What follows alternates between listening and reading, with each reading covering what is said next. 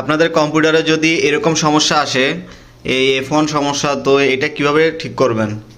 তো আমি ভিডিওতে যেভাবে দেখিয়ে দিব, তো আপনারা সেভাবে করবেন, আপনাদের এই সমস্যা ঠিক হয়ে যাবে।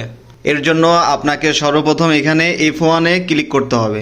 দেখুন, F1-এ ক্লিক করার পরে তারপরে এখানে আপনাকে এই যে নিচে F7-এ ক্লিক করতে হবে।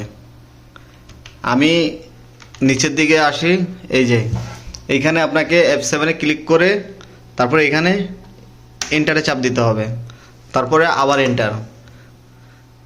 এরপরে দেখুন, এরপরে আপনাকে অ্যাডভান্সে আসতে হবে। এই যে এগুলো থেকে আপনাকে অ্যাডভান্সে আসতে হবে। এই দেখুন, অ্যাডভান্সে আসার পরে এখানে আপনাকে এন্টার প্রেস করতে হবে।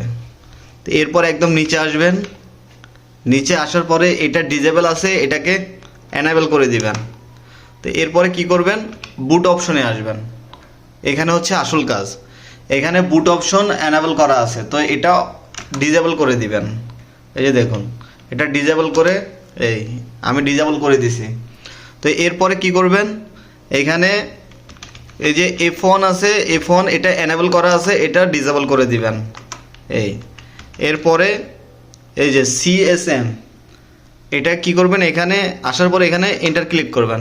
এন্টার করার পরে এই যে প্রথম অপশন এনাবেল করা আছে, এটা ডিজেবল করে দিবেন। দেখুন, এই পর্যন্ত কাজ শেষ। এখন কি করবেন আপনারা, এই যে F10 আছে, এই যে দেখুন, এই F10-এ ক্লিক করবেন। F10-এ ক্লিক করার পরে তারপর আবার এন্টার ক্লিক করবেন। এই যে দেখুন, এন্টারে ক্লিক করার পরে আপনার কম্পিউটার সমস্যার সমাধান হয়ে যাবে।